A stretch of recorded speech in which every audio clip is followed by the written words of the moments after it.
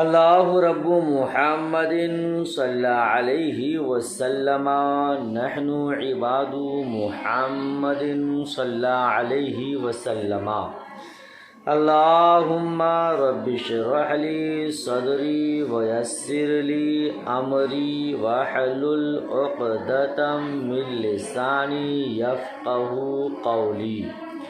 بسم اللہ الرحمن الرحیم۔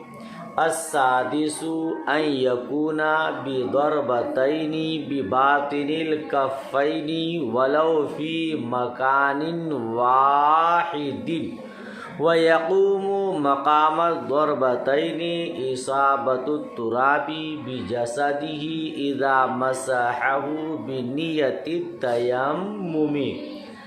بات چل رہی ہے کہ کتنے شرطوں کے ساتھ تیمم صحیح ہے۔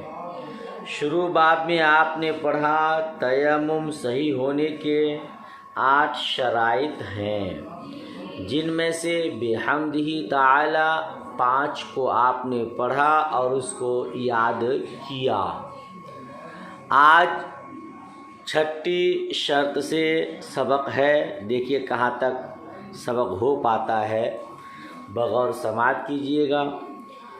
رب کریم کی بارگاہ میں دعا گو ہوں، اللہ کریم اپنے حبیب کریم کے صدقے ہمیں، آپ کو اور جتنے بھی پیغام عظمت رضا میں درس حاصل کر رہے ہیں سب کو اللہ پاک خوب علم نافع عطا فرمائے۔ اللہ پاک مجھے صحیح پڑھانے کی، آپ کو درست پڑھنے کی اور پھر اس پر عمل کرنے کی توفیق رفیق عطا فرمائے۔ السادس 6ٹھی شرط ان یکون بضربتین بباطن الکفین، یہ کہ تیمم ہتھیلیوں کے اندرونی حصے سے ہو۔ 6ٹھی شرط یہ ہے کہ تیمم ہتھیلیوں کے اندرونی حصے کے ساتھ 2 ضربوں کے ذریعے ہو۔ بضربتین 2 ضربوں کے ذریعے ہو۔ بباطن الکفین کا معنی ہو گیا ہتھیلی کے اندرونی حصے، ہے نا۔ ولو فی مکان واحد، اگرچہ ایک ہی مقام پر ہو، اگرچہ ایک ہی جگہ پر ہو، اگرچہ ایک ہی مقام اور مکان پر ہو۔ وَيَقُومُ مَقَامَ الضَّرْبَتَيْنِ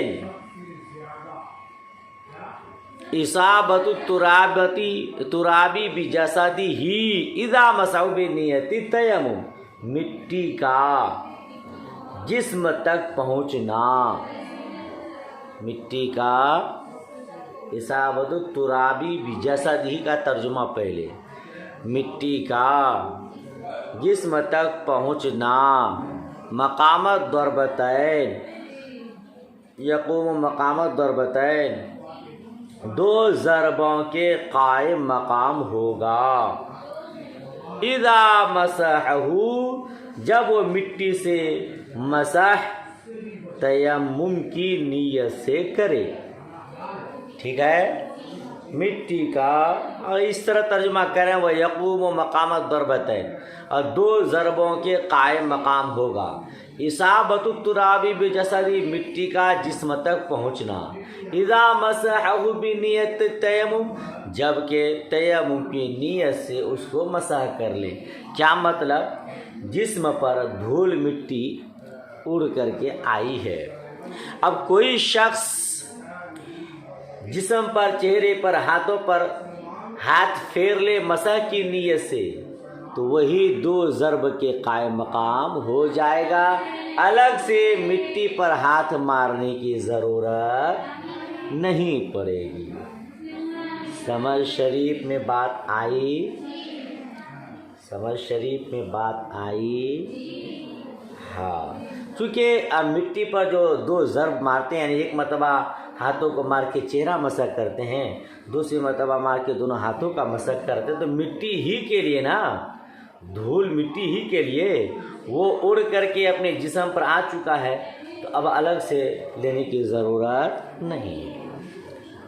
अस्साबिउ इनक़िताउ मा युनाफ़ीही मिन हैदिन औ निफ़ासिन औ हदसिन। सातवीं शर्त, सातवीं हैज़, निफास और हदस का ना होना। सातवीं शर्त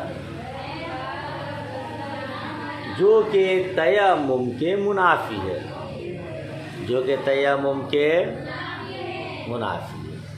सही है ना? हालात हैज़ में, निफास में और हदस में तयम्मुम क्या हो पाएगा? नहीं हो पाएगा।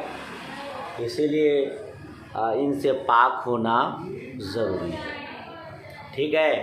हदस से मुराद हदस अकबर, यानी नापाक आदमी हो तो, वरना हद से असगर जो बेवज़ू है, तो बेवज़ू ही तो वज़ू करता है। अस्तामिनु ज़वालु मा यमनउल मसहा। आठवीं शर्त, आठवीं उस चीज़ का ज़ाइल होना जो मसह के लिए रुकावट है। उस चीज़ का ज़ाइल होना, ख़त्म होना जो मसह के लिए रुकावट है। का शमइल व शहमिन, जैसा कि मोम और चर्बी। मोम और चेहरे पर या हाथों पर मोम लगा हुआ है, चर्बी लगी हुई है, और कोई मसह करना चाहता है तो मसह नहीं हो पाएगा। पहले मोम और चर्बी को दूर करे, फिर जा कर के मसह करे तो मसह हो पाएगा। ठीक है? वह सबबुहु, ये 8 शराइत हो गए। वह सबबुहु व शुरूतु वुजूबी कमा ज़ुकिरा, कमा ज़ुकिरा। आगे क्या लिखा है? Fill वुज़ूई, fill वुज़ूई। कहते हैं कि तयम्मुम के असबाब, तयम्मुम का सबब और तयम्मुम के वजूब होने के शराइत वही हैं जो वज़ू के बाब में बयान कर दी गई है। तयम्मुम का सबब और तयम्मुम के शराइत वजूब, क्या बोलेंगे? तयम्मुम का सबब और तयम्मुम के शराइत वजूब वही हैं जो कि वज़ू के बाब में बयान कर दी गई हैं। कमा ज़ुकिरा फिल वज़ू, जैसा कि वज़ू के बाब में बयान कर दी गई हैं। सफ़ा पलटिए, समझ में आ गया? व रुकनाहु मसहुल यदैनी वल वजही, तयम्मुम के अरकान। व रुकनाहु तयम्मुम के अरकान, तयम्मुम के फ़राइज़। मसहुल यदैन, हाथों और चेहरे का मसा करना है। तयम्मुम के अरकान, तयम्मुम के फ़राइज़, हाथों और चेहरे का मसह करना है। ये 8 शराइत आप पढ़ चुके और ये फ़र्ज़ पढ़ चुके। 8 शराइत क्या क्या हुई? अक्ल का होना नंबर 1, नंबर 2 इस्लाम, नंबर 3 हदस का पाया जाना, नंबर 4 हैज़ और नंबर 5 निफास का ना होना, नंबर 6 वक्त की तंगी, नंबर 7 जिस चीज़ के साथ तयम्मुम जायज़ है उस पर कुदरत हो ना, और फिर नंबर 8 उस चीज़ का ज़ाइल होना जो तयम्मुम को के लिए रुकावट हो। याद कर चुके ना? कर लेंगे इंशाअल्लाह। व सुनानु तयम्मुम सबअतुन, और तयम्मुम में 7 चीज़ें सुन्नत हैं। तयम्मुम में 7 चीज़ें, 7 बातें सुन्नत हैं। अत-तस्मीयतु फ़ी अव्वलिही, تیمم کے شروع میں بسم اللہ پڑھنا. والترتیب اور ترتیب، والموالات اور موالات. موالات کہتے ہیں پے در پے کو لگاتار دھونے کو، مسح کرنے کو. جیسے مسح چہرے کا مسح کیا تو فوراً دونوں ہاتھوں کا مسح کرے، ٹھیک ہے، اسی کو موالات کہتے ہیں. وَإِقْبَالُ الْيَدَيْنِ بَعْدَ وَضْعِهِمَا فِي التُّرَابِ وَإِدْبَارُهُمَا وَنَقْضِهِمَا. کیا کہتے ہیں؟ دونوں ہاتھوں کو مٹی میں رکھنے کے بعد ان کو آگے کی طرف لے جانا. وَإِقْبَالُ الْيَدَيْنِ دونوں ہاتھوں کو آگے لے جانا. بعد وضعہما فی التراب ان دونوں کو مٹی میں رکھنے کے بعد. وَإِدْبَارُهُمَا پھر پیچھے کی طرف لانا. پیچھے کی طرف جب دونوں ہاتھوں کو زمین پہ رکھیں تو پہلے آگے لے جائیے، پھر پیچھے لائیے تاکہ ہاتھوں میں دھول لگے،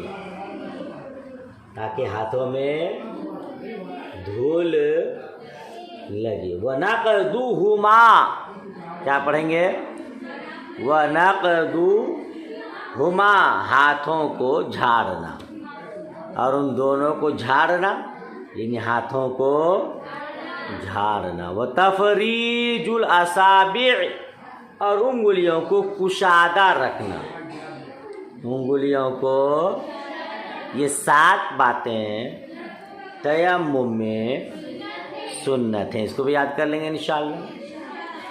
وَنُدِبَ تَأْخِيرُ التَّيَمُّمِ لِمَنْ يَرْجُو الْمَاءَ قَبْلَ خُرُوجِ الْوَقْتِ. اب آپ نے شرائط پڑھ لیے، آپ نے فرائض پڑھ لیے، آپ نے سنن کو پڑھا، اب تیمم کے مستحبات کو بتا رہے ہیں. وَنُدِبَ تَأْخِيرُ التَّيَمُّمِ لِمَنْ يَرْجُو الْمَاءَ قَبْلَ خُرُوجِ الْوَقْتِ جس شخص کو جس وقت نکلنے سے پہلے پانی ملنے کی امید ہو، اس کے لیے تیمم میں تاخیر مستحب ہے. اس کے لیے جس آدمی کو امید ہے کہ وقت نکلنے سے پہلے پانی مل جائے گا تو وہ ابتدائی وقت میں نماز نہ پڑھے بلکہ تھوڑی دیر رکا رہے اور آخری وقت تک وہ انتظار کرے. اگر پانی مل جائے گا تو پانی سے وضو کر کے نماز پڑھے گا، اور نہیں ملے گا تو پھر تیمم کر کے. یہ مستحب ہے. کیا ہے یہ؟ مستحب ہے. جی بات سمجھ میں آ گئی؟ آگے دیکھیے. وَيَجِبُ التَّأْخِيرُ بِالْوَعْدِ بِالْمَاءِ وَلَوْ خَافَ الْقَضَاءَ. کہتا ہے پانی ملنے کے وعدے پر تاخیر واجب ہے. پانی ملنے کے وعدے پر واجب ہے، اگرچہ قضا ہونے کا خوف و ڈر ہو.